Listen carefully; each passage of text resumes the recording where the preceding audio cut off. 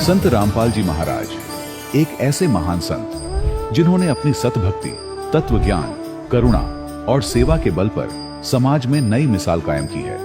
संत रामपाल जी महाराज की अगुवाई में उनके सभी सतलोक आश्रमों से समाज कल्याण के अद्भुत कार्यों ने समाज को सुनहरे भविष्य की एक नई उम्मीद दिखाई है। संत रामपाल जी महाराज से नाम दीक्षा लेने के बाद लाखों लोगों की लाइलाज बीमारियां जैसे कैंसर, एड्स आदि ठीक हुई। संत जी के ज्ञान से प्रेरित होकर उनके अनुयायियों ने लाखों यूनिट रक्तदान किया। संत जी ने लाखों बहन बेटियों का दहेज मुक्त विवाह करवाया।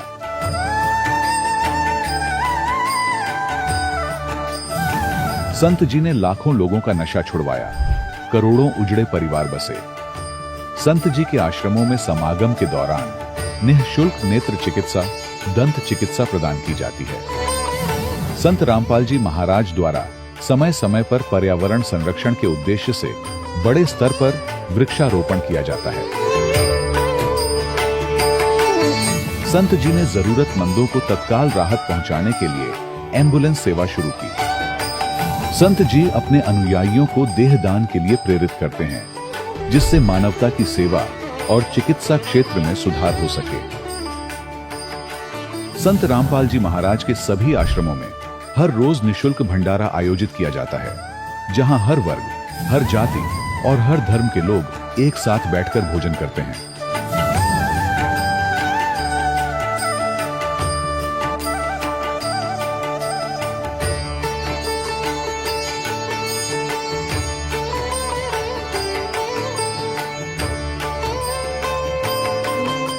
संत रामपाल जी महाराज की अन्नपूर्णा मुहिम ने गरीब और बेसहारा लोगों के जीवन में एक नई ऊर्जा और उम्मीद को जन्म दिया है।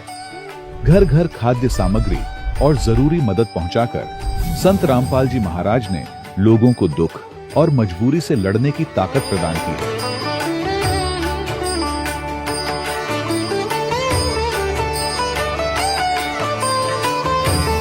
संत रामपाल जी महाराज द्वारा गरीब लोगों के लिए घर बनवाने का अद्भुत कार्य एक ऐसी मिसाल कायम कर रहा है जो सदियों सदियों संत जी की उदारता और दया भावना के तौर पर जाना जाएगा।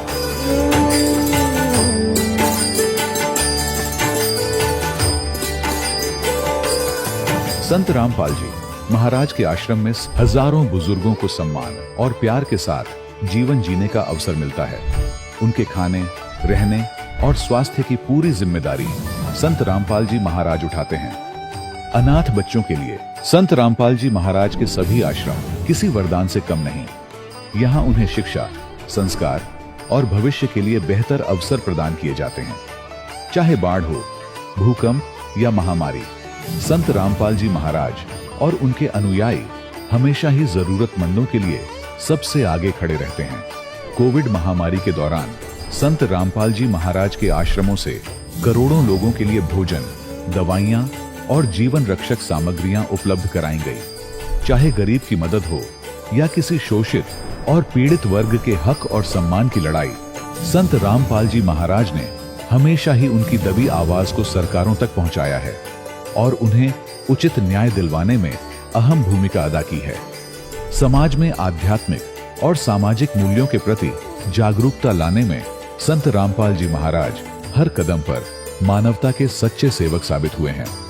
संत रामपाल जी महाराज का जीवन हमें सिखाता है कि सच्ची सेवा वही है जो निस्वार्थ भाव से की जाए। आइए हम भी इस महान सेवा के कार्य में इस महान संत से जुड़ें और संत रामपाल जी महाराज से नाम दीक्षा लेकर अपने जीवन को धन्य बनाएं।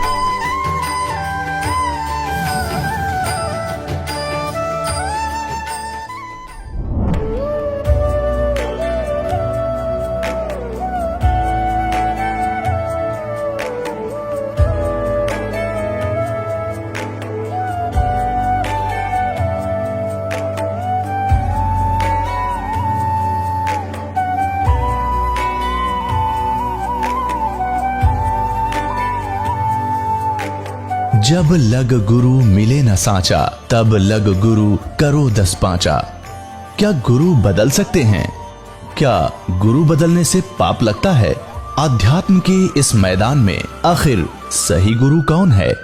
गीता जी में वर्णित तत्वदर्शी संत कौन है? इन सभी प्रश्नों के उत्तर जानने के लिए अवश्य सुनिए जगत गुरु तत्वदर्शी संत रामपाल जी महाराज के मंगल प्रवचन। सत साहिब दर्शकों, व्यक्ति के जीवन में चाहे कितने भी दुख और कष्ट लिखे हों, परंतु जब परमात्मा की मेहर होती है तो वह उसके भाग्य को बदल देता है। ऐसी ही कुछ घटना घटित हुई सुनीता जी के साथ, जो रोहतक हरियाणा की रहने वाली है। हिंदू धर्म के उन तमाम साधनाओं को करके ये थक चुकी थी जो अक्सर मनुष्य अपने जीवन में करता है, परंतु इनकी जीवन में शारीरिक और मानसिक कष्ट ज्यों के त्यों बने हुए थे। आज सुनीता जी का कहना है कि संत रामपाल जी महाराज से नाम दीक्षा लेने के बाद मेरे जीवन से संत रामपाल जी महाराज ने दुखों के पन्ने फाड़ दिए। आइए जानते हैं कि आखिर सुनीता जी ऐसा क्यों कह रही हैं। सुनते हैं सुनीता जी की कहानी उन्हीं की जुबानी। नमस्कार जी। नमस्ते जी। क्या नाम है जी आपका? जी मेरा नाम सुनीता बलारा है। बहन जी कहाँ से हैं आप? वैसे तो हम हरियाणा रोहतक से रहने वाले हैं, पर 20 साल से मैं दिल्ली पालम में रह रही हूँ। संत रामपाल जी महाराज से नाम दीक्षा आपने कब ली? जी मैंने संत रामपाल जी महाराज जी से नाम दीक्षा अक्टूबर 2005 में ली। संत रामपाल जी महाराज से नाम दीक्षा लेने से पहले आप क्या भक्ति साधनाएं करती थी? जी ये परंपरागत जैसे पूजा हैं, जैसे गांव में इनकी मान्यता थी वो करते थे, और 16 सोमवार का कभी व्रत कर लिया, कभी करवा चौथ का व्रत रख लिया, कभी जन्माष्टमी का रख लिया, बस यही थोड़ी बहुत भक्ति करते थे। हाँ। तो फिर आप संत रामपाल जी महाराज की शरण में कैसे आई? मेरी बहन को बहुत प्रॉब्लम थी, उनको मतलब ये ओपरे प्राय की बहुत ज़्यादा शिकायत थी, उनके बच्चों को भी होने लगी। तो उन्होंने मेरी मम्मी से बोला कि मम्मी आप तो बच्चों को भी बहुत ज़्यादा प्रॉब्लम होने लगी, अब मैं क्या करूं? तो मेरी मम्मी ने बोला कि हमारे गुरुजी संत रामपाल जी महाराज से नाम दीक्षा ले ले, सब प्रॉब्लम दूर हो जाएंगी। और तो मेरी बहन ने ज्ञान समझा और संत रामपाल जी महाराज की शरण में गई और उनसे नाम दीक्षा ले ली। तो उनके घर में इतनी प्रॉब्लम थी, बहुत ज़्यादा प्रॉब्लम थी। जैसे मैं उनसे मिलने जाती थी तो उनके हस्बैंड इतने दारू पीते थे ना, कि सुबह दारू पीना, शाम तक ऐसे ही नशे में रहना, कोई काम नहीं करना। उनके घर में इतनी प्रॉब्लम थी कि बच्चों की फीस भरने तक के पैसे नहीं थे उनके पास। और वो इतनी पूजा पाठ करती थी, इतनी पूजा पाठ, 9 दिन भूखे रह के नवरात्रि करने, साल में 2 बार।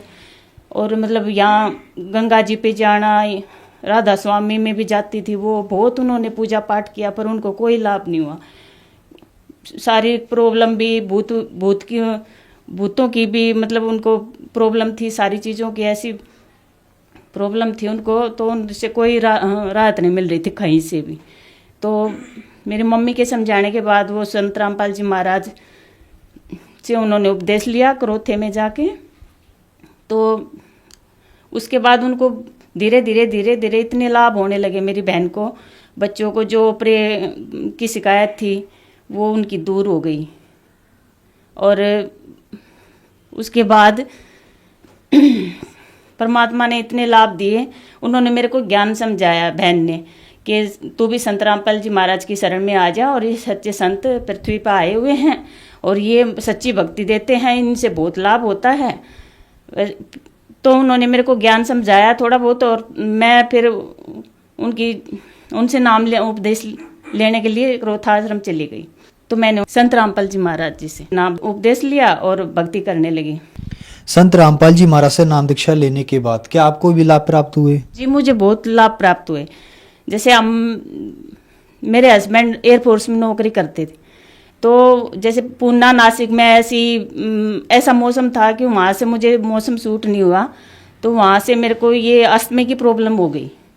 तो हम दिल्ली में पोस्टिंग आ गई, तो दिल्ली में 5-6 साल तक मुझे ऐसी अस्थमा की प्रॉब्लम रही कि मैं बहुत ज़्यादा दुखी हो गई। कई डॉक्टरों से दवाई ली, इलाज कराया, पर कोई आराम नहीं हुआ। तो जैसे ही मैंने संत रामपाल जी महाराज से उपदेश लिया, 10-15 दिन के अंदर मुझे ये नहीं पता मेरी बीमारी कहाँ चली गई। उसके बाद परमात्मा ने मुझे दर्शन दिए सपने में। जैसे मैं क्रोथा आश्रम में सत्संग सुनने के लिए गई हूँ और मेरी गुड़िया है छोटी सी, वो इधर उधर भाग रही है, तो मैं उसको पकड़ने के लिए उसके पीछे पीछे भाग रही हूँ जब तक गुरुजी दर्शन देके वापस चले जाते हैं। तो मुझे बहुत दुख होता है कि गुरुजी चले गए और मुझे आशीर्वाद नहीं मिला। उसके बाद गुरुजी दोबारा वापस आते हैं और कहते हैं बेटी तेरे को आशीर्वाद नहीं मिला, ला तेरे को आशीर्वाद देता हूँ। तो गुरुजी ने ऐसे आशीर्वाद किया ना, ऐसे आशीर्वाद दिया, मुझे इतनी शांति हुई भगत जी, मैं वर्णन नहीं कर सकती उसको। जैसे गुरुजियों के आशीर्वाद से इतनी शांति मिली मुझे, मैं बता नहीं सकती। संत रामपाल जी महाराज जी उपदेश लिया हमने, नजफगढ़ में एक प्लॉट लिया 4 लाख रुपए का, तो उसको हमने सेल किया तो 35 लाख का वो प्लॉट हमने बेचा। परमात्मा ने इतनी दया करी, उसमें 30-31 लाख रुपए हमें प्रॉफिट हुआ। उसके बाद लाभ तो इतने हुए हैं सर, मैं गिना नहीं सकती। बवासीर की प्रॉब्लम होगी, 3-4 दिन तक मैं ऐसी रही, थोड़ी। तो ऐसे मैं शाम को गुरुजी से प्रार्थना की, गुरुजी आप ही ठीक कर सकते हो, आप इतने बड़े डॉक्टर हो, इतनी बड़ी बड़ी बीमारी दुनिया की ठीक कर रखे। मेरी 6-7 साल से जो अस्थमे की प्रॉब्लम थी वो ठीक कर दी, आप ही कर सकते हो, मैं डॉक्टरों के पास नहीं जाना चाहती। तो सर मैं सुबह उठी तो मुझे बहुत राहत मिली। तो मेरे हस्बैंड बोले आपको तो हॉस्पिटल चलना था, तो मैं बोली नहीं मुझे आराम है। 2-3 दिन में सर मेरे को इतना आराम मिल गया, मुझे नहीं पता वो मेरी बीमारी कहाँ चली गई। उसके बाद मुझे पथरी की प्रॉब्लम हुई 2016 में, तो अल्ट्रासाउंड कराया, डॉक्टरों को बताया, अल्ट्रासाउंड कराया। अल्ट्रासाउंड में पथरी, पेशाब की नाली में पथरी आई 2। डॉक्टर बोले इलाज कराना पड़ेगा आपको, काफ़ी दवाई खानी पड़ेगी। तो मैंने संत रामपाल जी महाराज जिसे नाम उपदेश लेने के बाद ये सोच लिया कि दवाई कोई काम नहीं करेंगी, परमात्मा ने जो मंत्र दिए हैं उन्हीं से हमें लाभ होगा। उनकी भक्ति करते रहे और मुझे नहीं पता, वो थोड़े दिन में मुझे आज तक मुझे वो प्रॉब्लम मेरी कहाँ चली गई मुझे नहीं पता। तो सर इतने लाभ हुए हैं परमात्मा की दया से, हम गिना नहीं सकते। और जैसे मैंने नाम उपदेश लिया उसके 4 महीने बाद ही जैसे मेरे को सतनाम गुरुजी देने जा रहे थे, तो भगत जियों को बोला छोटे बच्चे हैं, अपने हस्बैंड को बोला कि छोटे बच्चे हैं, मैं अकेली कैसे जाऊंगी, आप मेरे साथ चलो। तो उन्होंने नाम नहीं लिया था तो मेरे साथ चले गए। तो मैं क्या देखती हूँ, सतगुरु रामपाल जी महाराज जहाँ मुझे दूसरा मंत्र सतनाम का दे रहे हैं, तो मेरे हस्बैंड दूसरी लाइन में पहले नाम के लिए लाइन में लगे हैं। तो मुझे बहुत खुशी हुई कि परमात्मा ने हस्बैंड को भी यहाँ से जोड़ दिया और हमारे परिवार में खुशियाँ खुशियाँ होगी। और मेरे जैसे गुड़िया थी मेरी 10-11 साल की थी उस टाइम, तो उसके पैरों में ऐसी एलर्जी हो गई थी। मैंने कई डॉक्टरों को दवाई दी, जैसे सॉक्स पहनने के बाद, जूते पहनने के बाद तो सर उसके पैर ऐसे हो जाया करते बिल्कुल लाल लाल जैसे खून टपकेगा। काफ़ी सारी दवाई दिलाने के बाद कोई आराम नहीं होता था उसको। तो एक दिन सत्संग में गए हुए थे, संत रामपाल जी महाराज आशीर्वाद देने आए, तो मैंने उनसे प्रार्थना की, गुरुजी मेरी लड़की है ये और इसको बहुत एलर्जी है, काफ़ी सारी दवाई दिला ली और कोई आराम नहीं है। तो गुरुजी बोले बेटा भक्ति करो सब ठीक हो जाएगा। तो थोड़ा सा आगे गए गुरुजी, फिर आए, बेटा लड़की को बोले लड़की तू गुड़िया टीवी बहुत देखती है, टीवी नहीं देखना आगे से। तो गुरुजी ऐसे कह के आशीर्वाद दे के चले गए। उस दिन 2-4 दिन के बाद सर वो बीमारी कहाँ चली गई हमें नहीं पता। उस दिन के बाद आज तक लड़की को कोई पैरों में एलर्जी नहीं है, कोई कुछ नहीं है, घर में इतनी शांति है। संत रामपाल जी महाराज से जुड़ने के बाद हमें कोई किसी चीज़ की दिक्कत नहीं है। सर मेरे जीजा जी इतना नशा करते थे ना, सुबह से शाम तक दारू पीना और ओपरे प्राय की शिकायत बहुत ज़्यादा उनके, मेरी बहन की घर में बहुत ज़्यादा दिक्कत थी। उसके बाद वो मेरी बहन गुरुजी से प्रार्थना करती रहती, जी भगत जी ऐसे दुखी करते हैं, बहुत नशा करते हैं। गुरुजी बोले बेटा बहुत अच्छी आत्मा है, परमात्मा की बहुत अच्छी आत्मा है, वो जैसे बाहर की जो ओपरा प्राय है उसको बहुत दुखी कर रखा है, वो आएगी, परमात्मा की आत्मा है, शरण में आएगी, जरूर आएगी। तो उसके मेरी बहन ने जब गुरुजी से नाम उपदेश लिया, उसके पूरे 1.5 साल के बाद मेरे जीजा जी ने संत रामपाल जी महाराज जी से उपदेश ले लिया और उनकी नशे की जो बुरी लत थी वो बिल्कुल छूट गई। आज सर मेरे जीजा जी ऐसे हैं, किसी को मतलब अगर कोई दारू पीने वाला साथ बैठता है तो उनको गाड़ी में भी नहीं बिठाते। और परमात्मा ने उनके घर में इतनी रजा करी, मेरी बहन को इतने लाभ हुए, परमात्मा की दया से इतने लाभ हुए बहुत ज्यादा। एक टाइम उनके घर में ऐसा था कि फीस भरने के लिए बच्चों के लिए पैसे नहीं थे। कई बार मैंने भी उनकी हेल्प की थोड़ी बहुत, जितनी हमसे हो उसकी। तो आज परमात्मा की दया से उनकी ऐसी, परमात्मा ने उनके घर में ऐसी रजा कर रखी है, वो परमात्मा के दिन रात गुण गाते रहते हैं, क्योंकि वो परमात्मा हैं। वो इतने लाभ दे सकते हैं जो कोई डॉक्टर कैंसर को ठीक नहीं कर सकता। संत रामपाल जी महाराज अपने आशीर्वाद से उनको ठीक कर सकते। वो ऐसे मंत्र देते हैं, उनके मंत्रों में इतनी शक्ति है कि वो कितनी भी बड़ी बीमारी, हमारे संत रामपाल जी महाराज सत्संगों में बोलते हैं कि कैंसर का बाप भी आ जाए वो भी ठीक होगा। अगर हम मर्यादा में रह के भक्ति करते हैं तो परमात्मा सब कुछ कर सकते हैं, भगवान सब कुछ कर सकता है। तो उसके बाद मेरी बहन का बड़ा लड़का, उसको नौकरी मिली, वहाँ बेंगलोर में नौकरी करने लगा। उसके थोड़े दिन बाद वो ऑस्ट्रेलिया, कंपनी ने ऑस्ट्रेलिया भेज दिया। आज वो लड़का ऑस्ट्रेलिया में इतनी बड़ी पोस्ट पे है, बहू भी ऑस्ट्रेलिया में है।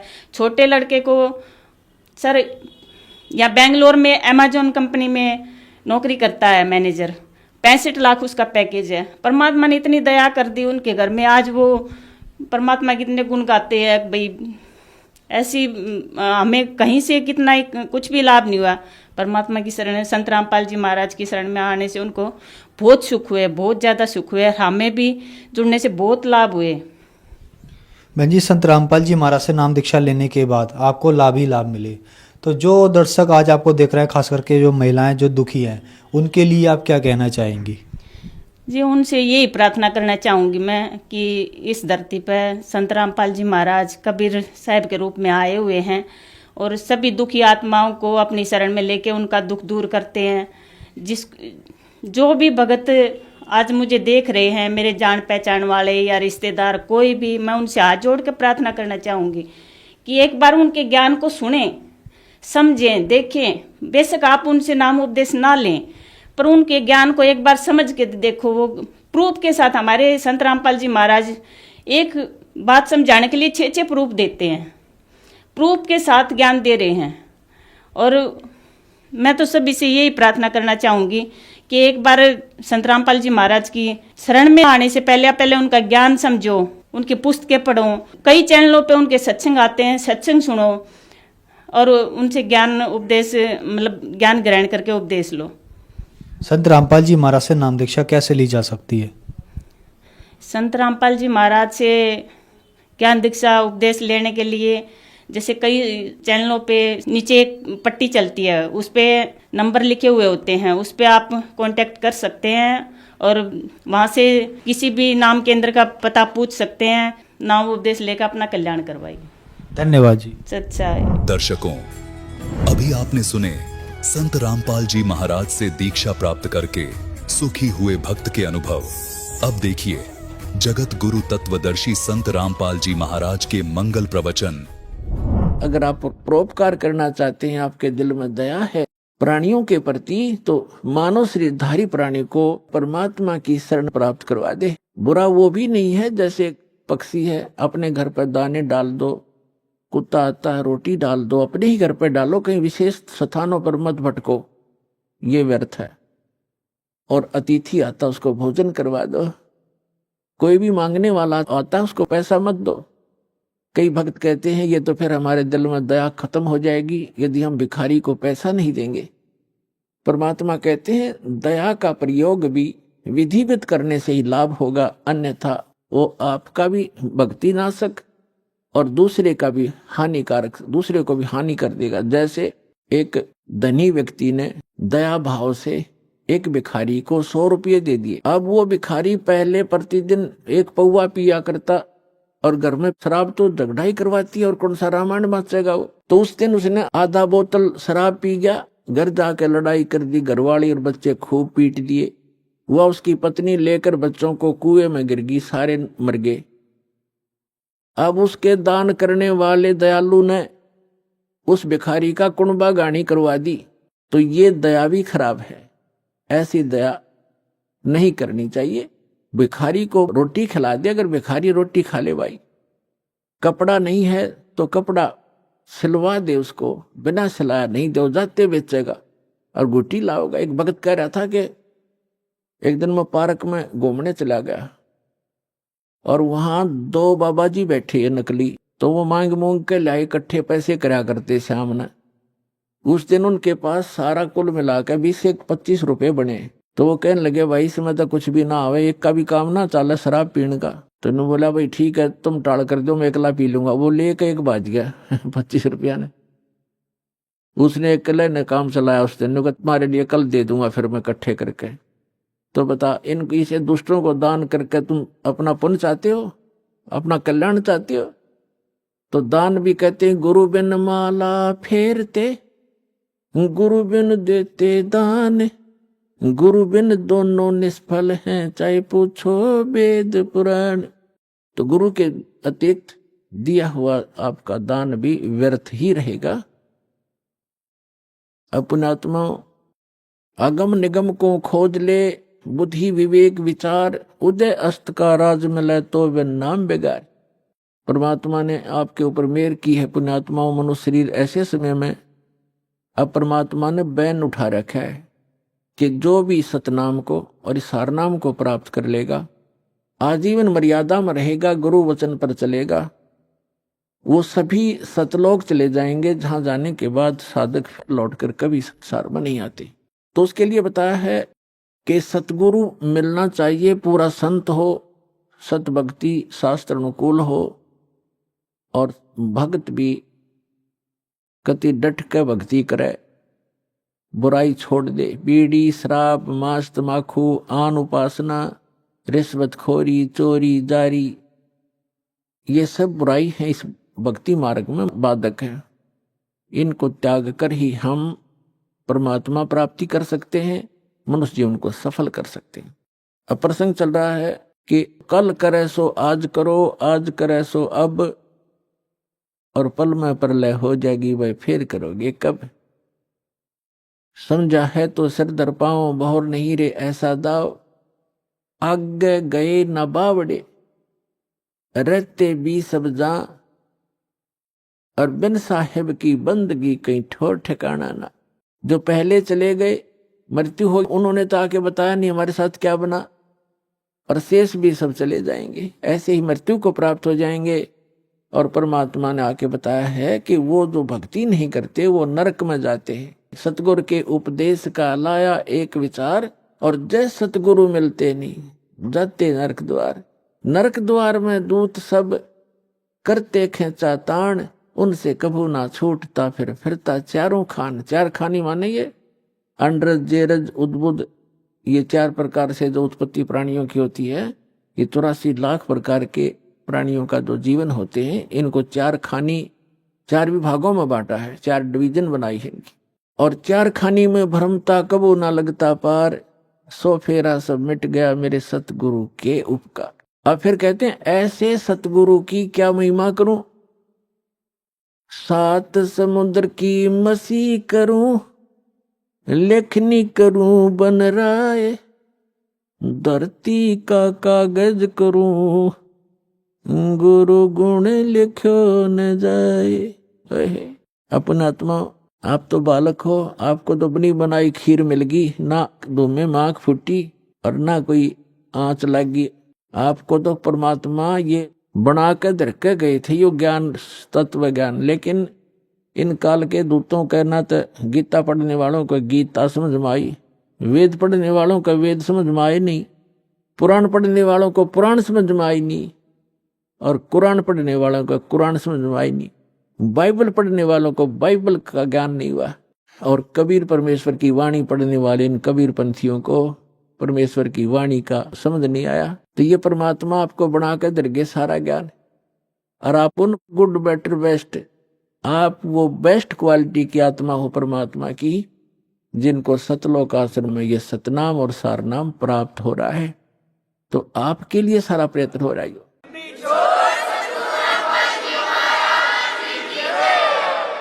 अपनात्मा बैड होता है, बैड, तो बैड से गुड भी बन सकता है। जैसे चोर चोरी करता था, यो ज्ञान हुआ, चोरी छोड़ दी, भगत बन गया। शराबी शराब पीता था, शराबी कहलाता था, शराब छोड़ दी, भक्ति करने लग गया, भगत कहाया। तो इसी प्रकार हम बैड से गुड बन जाएंगे, गुड से फिर बेस्ट बन जाएंगे, बेस्ट बनने के बाद हम सतलोक जाएंगे। तो जिनको सतलोक आश्रम प्राप्त हुआ, मर्यादा में रहे, सतभक्ति करते रहे, तो वो बेस्ट क्वालिटी की हंस आत्मा है भगवान की, और उन पर विशेष रजा है परमात्मा की। अब जैसे परमात्मा हमें आकर ज्ञान देते हैं, रह रहकर समझाने की चेष्टा करते हैं। 7 समुद्र की मसी करूं और लेखनी करूं बन रहा है। एक किसी भी एक मान ले पेड़ को काट कर रख लो और उसकी छोटी छोटी टहनी, बड़े तने सबको चीर चीर कर कलम बना कर रख दे, ढेर लाग जाएगा।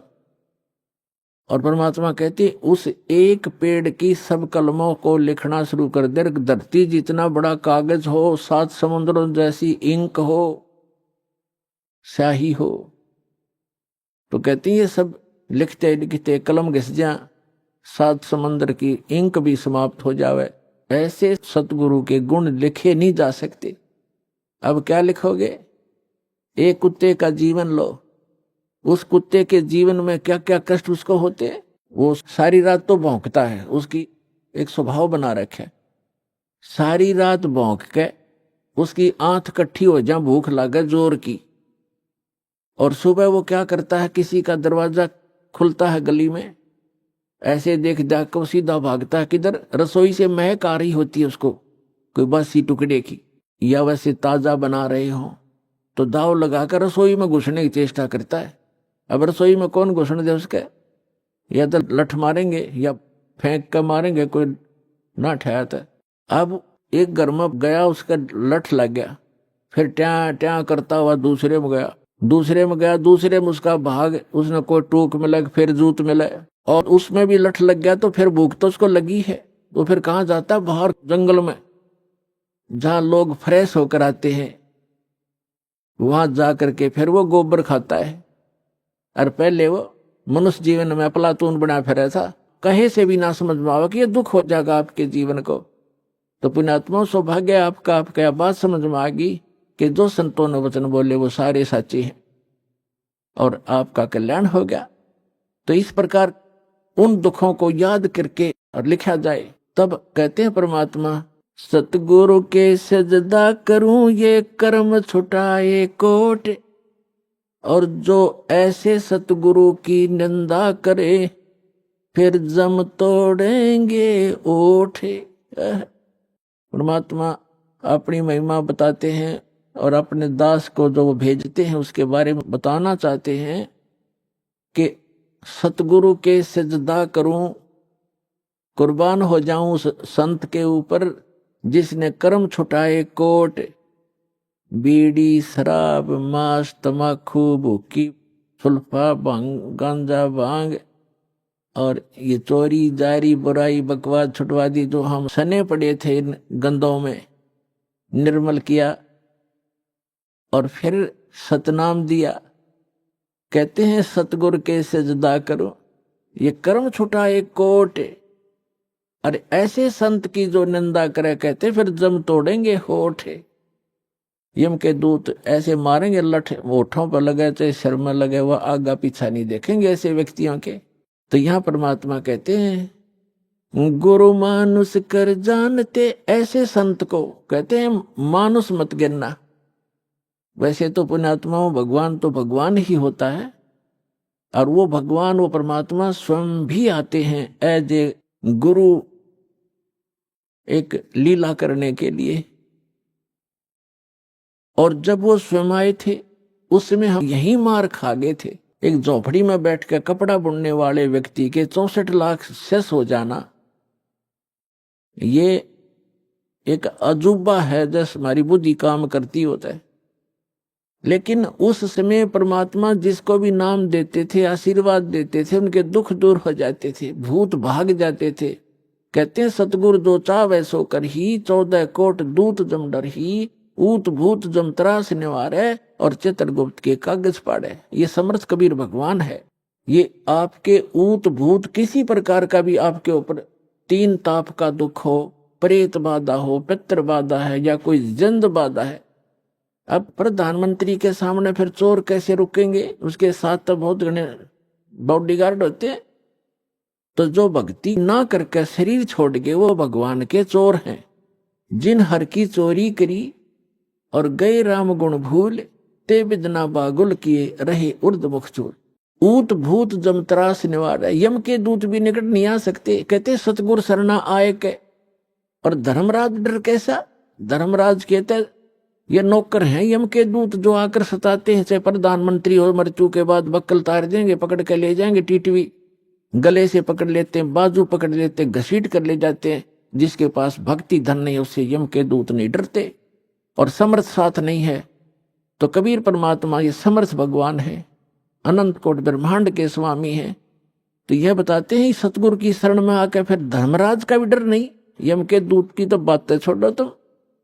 तो पुण्यात्मा उस झोपड़ी में बैठे व्यक्ति का और कपड़ा बुनने वाला और उसके 64 लाख से सो जाना, और हमारी समझ में नहीं आया कि ये भगवान है। ये गले नहीं उतरी कि यू भगवान हो सकता है। और भगवान सिंगा आड़ा होया करे, जिसका सींग सांग लग रहे हो या बंदूक बंदाख ले रखी हो। अरे जो आप पर आपत्ति आई और दूर कर दी मालिक ने, और ऐसी भक्ति दी, आपका सारा सुख दे दिया। सब जो भी शरण में आए थे गिनती नहीं कर सकते इतने सुख दिए दाता ने। और लेकिन उन सिरफरों के बकाए हुए ये कह दिया करते, न यो तो वैसे सिद्ध पुरुष है, कोई सिद्धि शादी जानता है, ये भगवान थोड़ा ही हो सकता है। हम मान्य करते भगवान श्री राम और श्री कृष्ण, जिसके हाथ में तीर, सुदर्शन चक्र, और हनुमान जी के पास गदा और माता ले 8 हाथों में हथियार, तो हम इसे ईशान भगवान मानना थे। यह बुद्धि पर पत्थर पड़ रहे थे, इसी कारण से हम फेल रहे।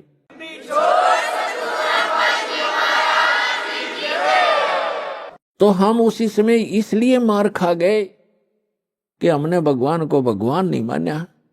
परमात्मा बताते हैं कि गुरु गोविंद कर जानियो, रहियो शब्द समाए, मिले जब दंडवत बंदगी, नहीं पल पल ध्यान लगावे। गुरु जी को गोविंद कर मानना, भगवान मानकर उसके साथ व्यवहार करना, ट्रीट करना। गुरु गोविंद कर जानियो और चलियो आज्ञा मां, मिले तो दंडवत बंदगी, नहीं तो पल पल ध्यान लगा। जब भी आपको मिले दंडवत प्रणाम करें और गुरु जी को परमात्मा मानना। वो खुद तो भगवान थे ही, लेकिन अब अपने दास को भेजा है परमात्मा ने, इसलिए कि आपका जो भाव है वो बना रहेगा। जैसे गणित के अंदर एक प्रश्न आता था ब्याज का, ऋण का, तो उसमें मूलधन ज्ञात करना होता था। मूलधन तो होता था वो करोड़ों और अरबों रुपए में। उस करोड़ों और अरबों रुपए के मूलधन को प्राप्त करने के लिए मानना पड़ता है, मान लीजिए मूलधन 100 रुपये। वो 100 रुपये मूलधन नहीं है, लेकिन वो सपोज करना पड़ेगा उस प्रॉब्लम को सोल्व करने के लिए। तो ये समझ लेना पुण्यात्माओं, परमात्मा की वाणी है कि गुरु गोविंद कर जानियो और रहियो आज्ञा माई, मिले तो दंडवत बंदगी, नहीं पल पल ध्यान लगाए। अब जैसे आप यहां से जाओगे शरीर छोड़ के, ये तो छूटेगा, आपको मालूम है सबको। हम चाहते तो नहीं है कभी मृत्यु हो, लेकिन या तो होगी वो मालिक के आधार पे है। अब तो आप भक्त हो गए, आपकी मृत्यु तो भगवान कबीर साहब के हाथ में है। आप कहोगे तब होगी, कई बार कह लोगे जब होगी। अब काल नहीं मार सकता आपको, अकाल मृत्यु नहीं मर सकते आप, अगर नियम ठीक रखोगे।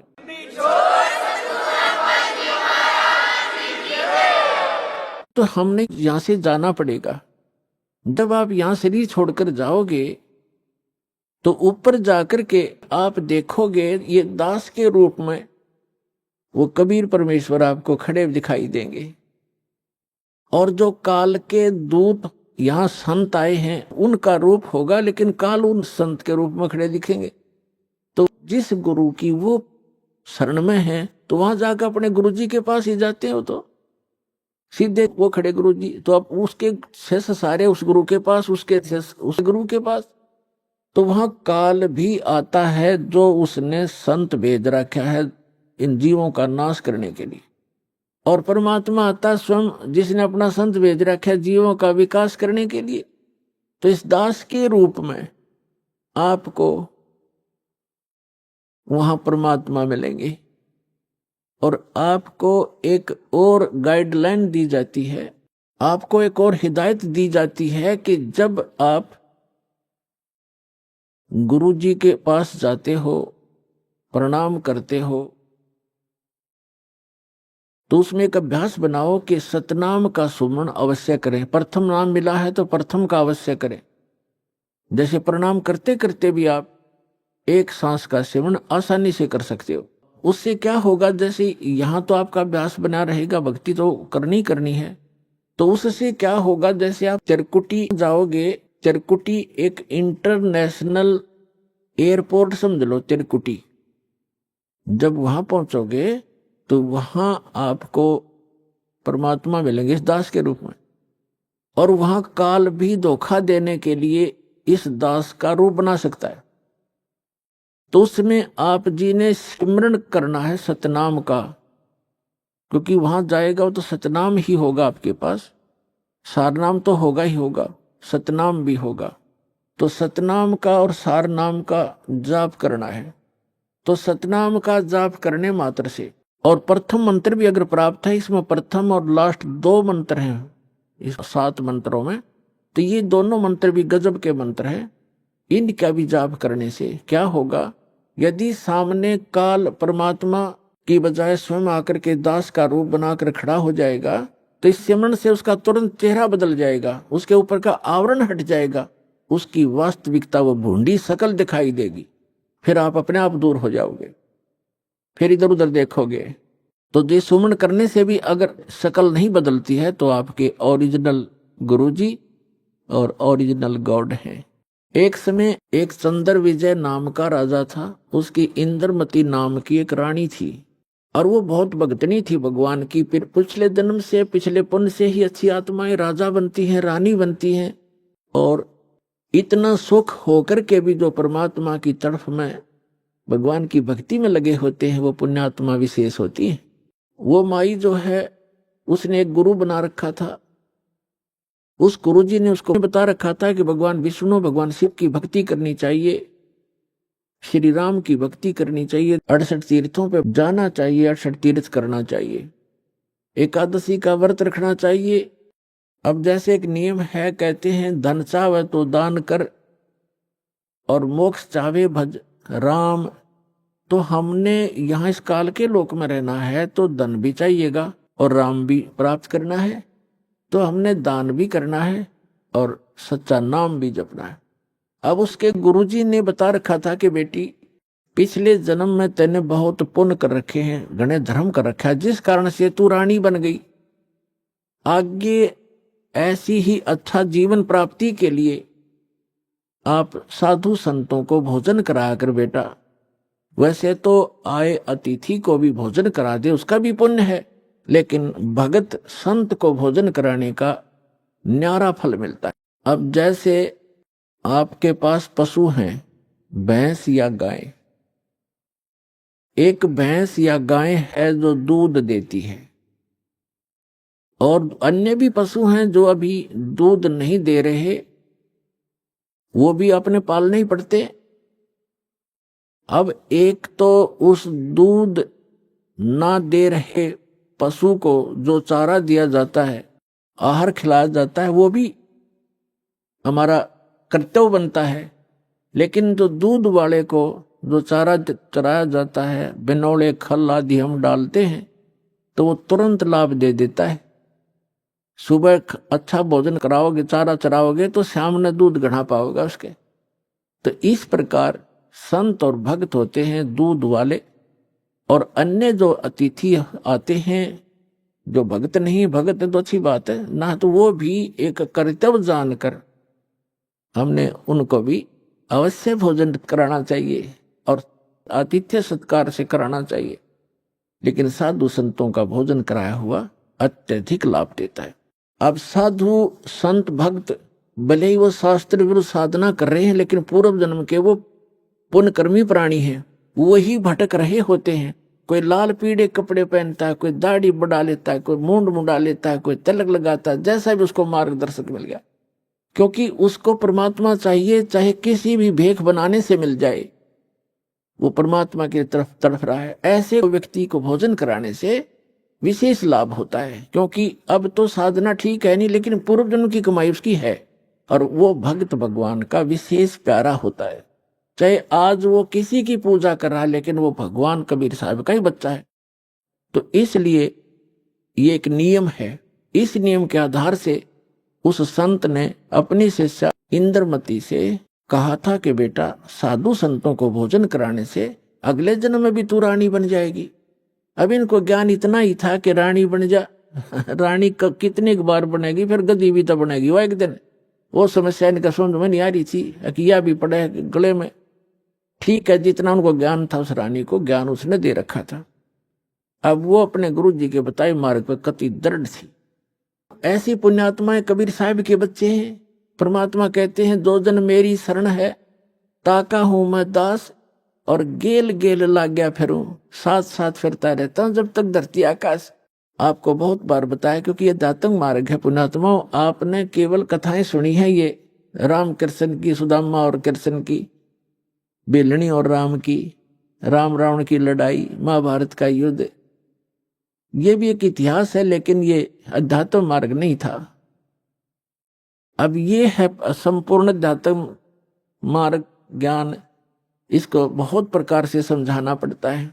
अब रानी जो भी गुरुजी ने बताया था उस पर दृढ़ होगी, और उसने ये सोचा कि भी साधु संतों को भोजन कराना अनिवार्य है। उसने एक अपना नियम बना लिया कि मुझे भूल ना पड़े, मैं प्रतिदिन संतों को, जितने भी आसपास संत हैं, 2, 4, 10, कम से कम एक को तो भोजन करा कर ही मैं प्रतिदिन आहार किया करूंगी। तो उसने अपने नौकरों से बोल दिया कि आसपास जो भी जंगल में कोई साधु संत हो, उनको प्रार्थना करके आओ कि डेली यहाँ भोजन करके जाएं, और जो यहाँ नहीं आ सकते उनको वहां पहुंचा कर आओ। अभी आपने सुने संत रामपाल जी महाराज के मंगल प्रवचन। आइए अब सुनते हैं संत रामपाल जी महाराज से नाम दीक्षा लेकर सतभक्ति करके अद्भुत लाभ प्राप्त करने वाले अनुयायी के विचार। दर्शकों, शारीरिक समस्याएं और पारिवारिक कलह आज हर घर की आम समस्या बन चुकी है। इसी समस्या के कारण आज लाखों घर बर्बाद हो चुके हैं। बिलासपुर छत्तीसगढ़ के निवासी चंद्रशेखर जी भी इन्हीं समस्याओं का सामना कर रहे थे। 31 साल तक चंद्रशेखर जी ने गायत्री परिवार द्वारा बताई गई भक्ति और साधना की, लेकिन इसके बावजूद उन्हें ना तो मानसिक शांति मिली और ना ही शारीरिक सुख। लेकिन आज संत रामपाल जी महाराज से नाम दीक्षा लेने के बाद इनका कहना है कि मैं पूर्ण रूप से सुखी हूं। आखिर संत रामपाल जी महाराज से नाम दीक्षा लेने के बाद लोगों को क्या प्राप्त हो जाता है, जिससे उनकी सारी समस्याएं समाप्त हो जाती हैं? आइए सुनते हैं चंद्रशेखर जी की कहानी, उन्हीं की जुबानी। नमस्कार सर। नमस्कार सर। सर क्या नाम है आपका? चंद्रशेखर साहू। सर कहाँ के रहने वाले हैं आप? मैं जिला बिलासपुर छत्तीसगढ़ से हूँ सर। सर संत रामपाल जी महाराज से आपने नाम दीक्षा कब ली? मैं जगत गुरु तत्वदर्शी संत रामपाल जी महाराज से 24 अप्रैल 2014 को मैंने अपना पहला नाम उपदेश लिया सर। सर संत रामपाल जी महाराज से नाम दीक्षा लेने से पहले क्या आप कोई भक्ति साधना भी करते थे? जी सर, मैं संत रामपाल जी महाराज से दीक्षा लेने से पहले मैं वेद माता जो गायत्री परिवार ट्रस्ट है शांति कुंज हरिद्वार, वहाँ से जुड़ा हुआ था। मेरे पिताजी आज भी वहाँ के परिव्राजक हैं, जो गायत्री प्रज्ञापीठ शक्तिपीठ सब में वो विशेष समय देते हैं, और मैं भी उनसे जुड़ा हुआ था। तो सर आप गायत्री कुंज से कितने साल तक जुड़े रहे? मैं 31 वर्ष तक के वेद माता गायत्री परिवार से जुड़ा रहा। तो सर आपने बताया कि आप 31 साल तक गायत्री परिवार से जुड़े रहे, तो हमारे दर्शकों को आप ये बताइए कि गायत्री परिवार में आप क्या भक्ति साधना करते थे और वहाँ पर क्या क्या होता था। मैं गायत्री वेद माता गायत्री परिवार में एक मिशन थी, जैसे नशा मुक्ति अभियान, जैसे दहेज प्रथा बंद करो और विशेष सफाई अभियान, ये सब चला करता था। जैसे बहुत ज़्यादा पानी को व्यर्थ नहीं बहाना है और नशा मुक्ति अभियान का, तो मैं भी आना जाना था और मेरा भी बहुत सहभागी था।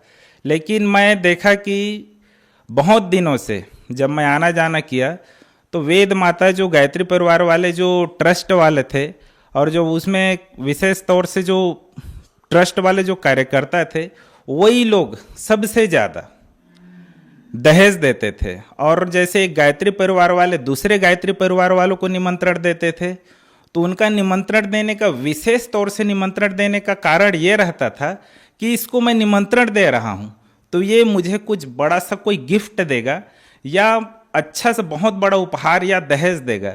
यही उन लोगों का उद्देश्य था। इसी वजह से वो लोग एक दूसरे को निमंत्रण भी देते थे। सर, आपने बताया कि आप 31 वर्ष तक गायत्री मंत्र का जाप करते रहे, तो उन सब साधनाओं से आपको क्या क्या लाभ मिले। मैं इस मिशन से जुड़ा हुआ था, तो प्रतिदिन 5 माला जाप किया करता था। जो मिशन से मंत्र लेखन का जो कार्य है वो भी परमानेंट किया करता था।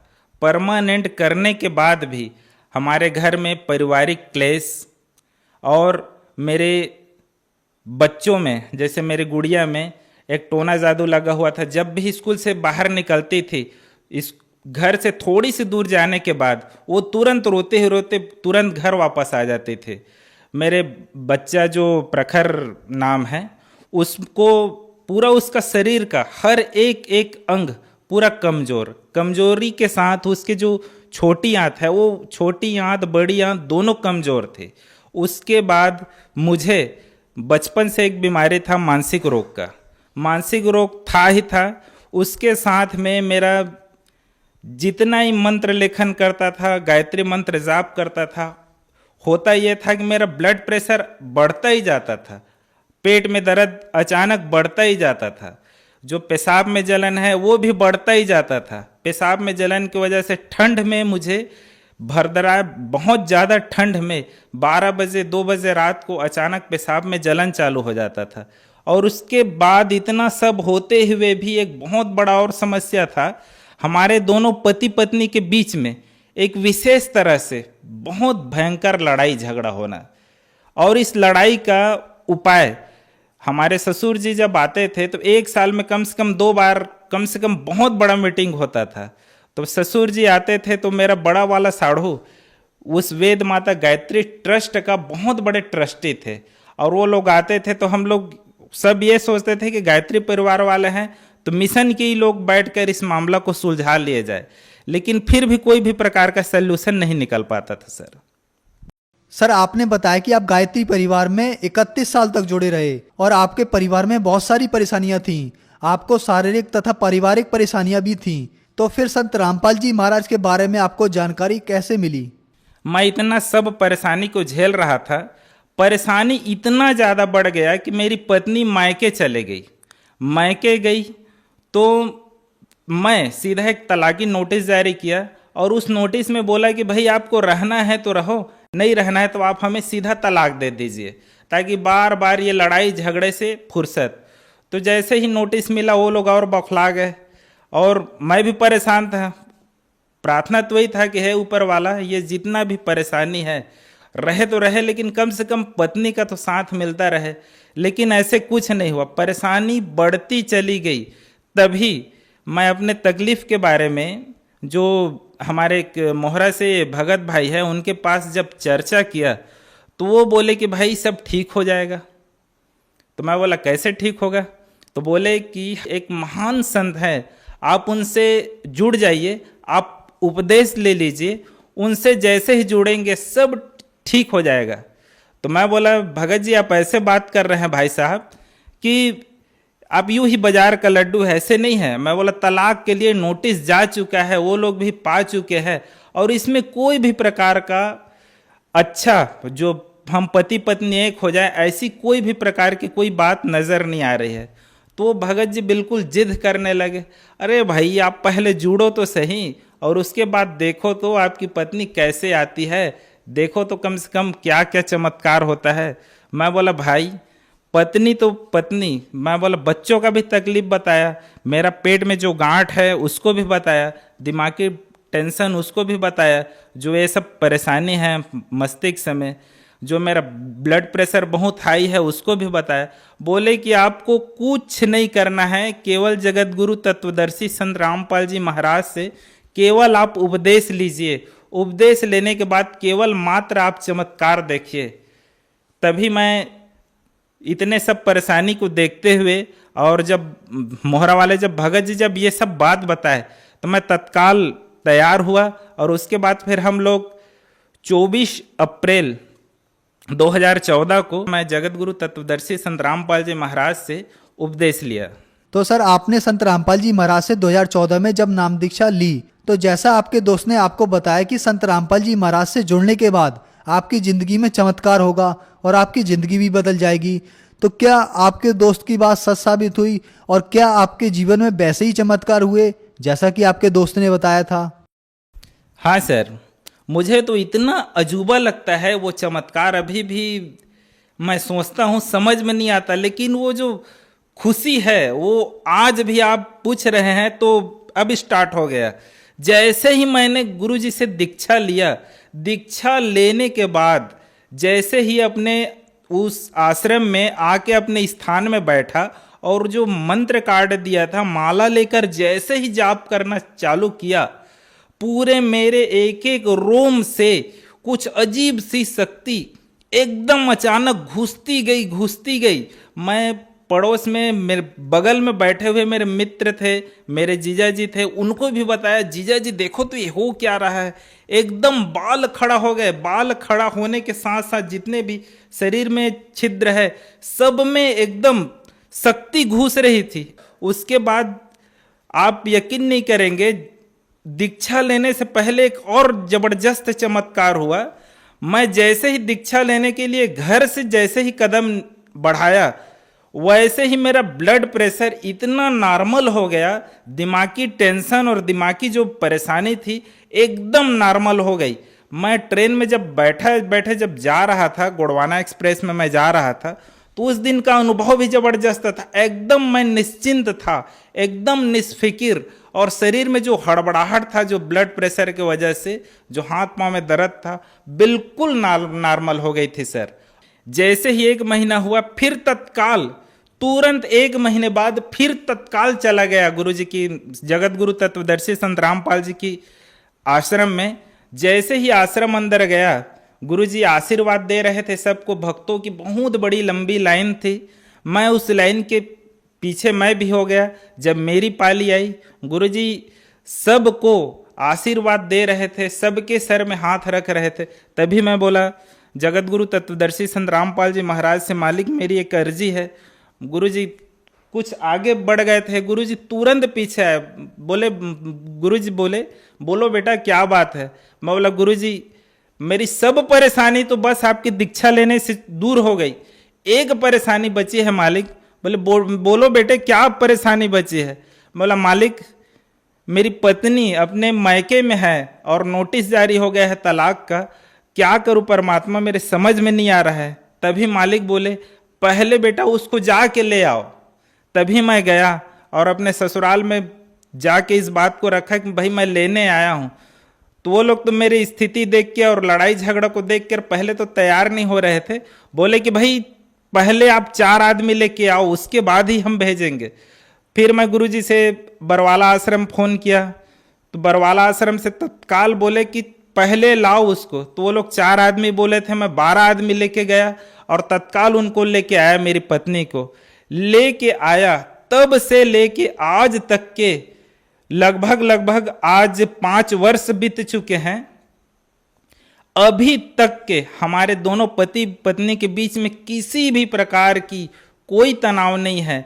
आज भी मेरे सास ससुर, मेरे साढ़ू, गांव वाले, माता पिता सब अचंभे में रहते हैं कि ये शेखर और ये बबली को हो क्या गया है कि दोनों इतने सुंदर बढ़िया ढंग से इतने परिवार चला रहे हैं। और ऐसी क्या बात है, तो हम उनको बताते हैं कि हम जगत गुरु तत्वदर्शी संत रामपाल जी से महाराज से दीक्षा लिए हैं और उन्हीं के सब कृपा से ये सब हो रही है। और आज हमारा परिवार जगत गुरु तत्वदर्शी संत रामपाल जी महाराज से दीक्षा लेने के बाद बहुत खुशहाली है, बहुत प्रेम है, बहुत स्नेह है। और जो मेरी गुड़िया है, जो जैसे ही घर से निकलती थी पढ़ाई के लिए, जैसे ही रास्ते पहुंचती थी उसको एक कोई अचानक कोई शक्ति आता था, वो डरा देती थी, वो तुरंत वापस आती थी।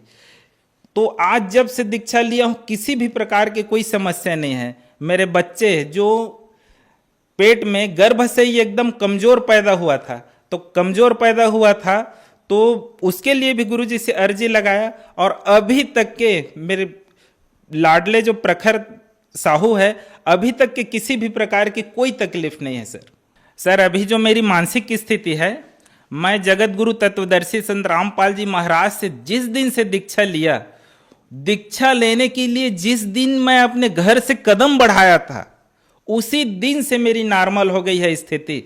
नहीं तो आप मेरी पत्नी से, मेरे पड़ोसी से आप पूछ सकते हैं, बचपन में बहुत मैं चिल्लाया करता था और स्थिति तो इतनी ज़्यादा बिगड़ गई थी, मेरे घर में मेरे टेबल में दोनों हाथ पैर को बांध कर रखा जाता था और न जाने बल इतना ज़्यादा हो जाता था, उसको भी मैं तोड़ डाला था। लेकिन जगत गुरु तत्वदर्शी संत रामपाल जी की महाराज की दया से अभी तक के जब से मैंने दीक्षा लिया हूँ ऐसा कोई समस्या नहीं आया है। तो सर आपने बताया कि पहले आप गायत्री परिवार से जुड़े थे और उनके मिशन के बारे में आपने बताया, तो क्या इसके अलावा जैसा गायत्री मिशन में आपको बताया जाता था दहेज प्रथा, नशा प्रथा के बारे में, संत रामपाल जी महाराज के यहाँ पर भी कुछ ऐसा आपको देखने को मिला? मैं जब वेद माता गायत्री परिवार जो शांति कुंज जो संस्था है उसमें जुड़ा हुआ था, तो एक चीज मैं देखा करता था, वहाँ पे जब जो भंडारी थे जो सबके लिए सार्वजनिक खाना बनाया करते थे, मैं आज भी देखता हूँ और उनके बारे में जब सोचता हूँ तो खुद में मुझे शर्म आती है।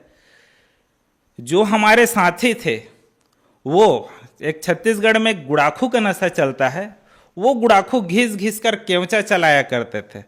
हद तो तब हो जाती थी जब काम करने के बाद जो प्रमुख जो कार्यकर्ता थे वो शराब भी पिया करते थे, रगड़घस तंबाकू खाया करते थे, जो पर्दे के पीछे छुप छुप के किया करते थे और उसको मैं देखा भी करता था। तो मैं सोचता था कि जब ये वेद माता गायत्री परिवार से जुड़े हैं तो इनको ये जो वेद माता गायत्री है इनके ऊपर चमत्कार क्यों नहीं करते हैं। मुझे एक और चीज देखने को मिला, वहां पे हर जगह केवल चंदा, मात्र चंदा और रसीद, और उसके हिसाब से मैं जगत गुरु तत्वदर्शी संत रामपाल जी महाराज के मिशन से जुड़ा हूं। और आज जब आश्रम में जाता हूं, यहाँ पे किसी भी प्रकार की कोई चंदा या रसीद, बिल बुक कुछ नहीं है। यही सब चीज मुझे बड़ा अच्छा लगा। आज मैं इस मिशन जगत गुरु तत्वदर्शी संत रामपाल जी के संस्था से जुड़ा हूं, जब से उपदेश लिया हूं, मैं एक चीज देख रहा हूं, खासकर हजारों लड़कियां बिना दहेज के दहेज मुक्त शादी कर रहे हैं। यहाँ पे जितने भी लड़के हैं जो भगत हैं, किसी भी प्रकार की नशा करना तो दूर, नशे की किसी भी प्रकार की मदद भी नहीं करते। सर संत रामपाल जी महाराज से अगर कोई जुड़ना चाहे तो कैसे जुड़ सकता है? जगत गुरु तत्वदर्शी संत रामपाल जी महाराज का कार्यक्रम बहुत से टीवी चैनलों में चल रहा है।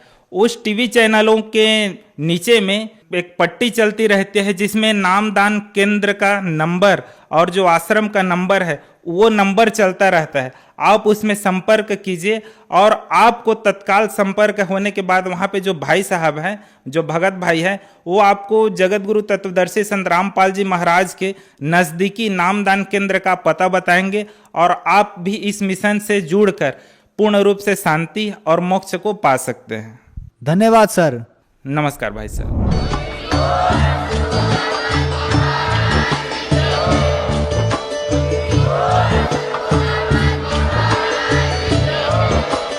आप सुन रहे थे जगत गुरु तत्वदर्शी संत रामपाल जी महाराज जी के मंगल प्रवचन। अधिक जानकारी के लिए विजिट कीजिए हमारी वेबसाइट www.jagatgururampalji.org।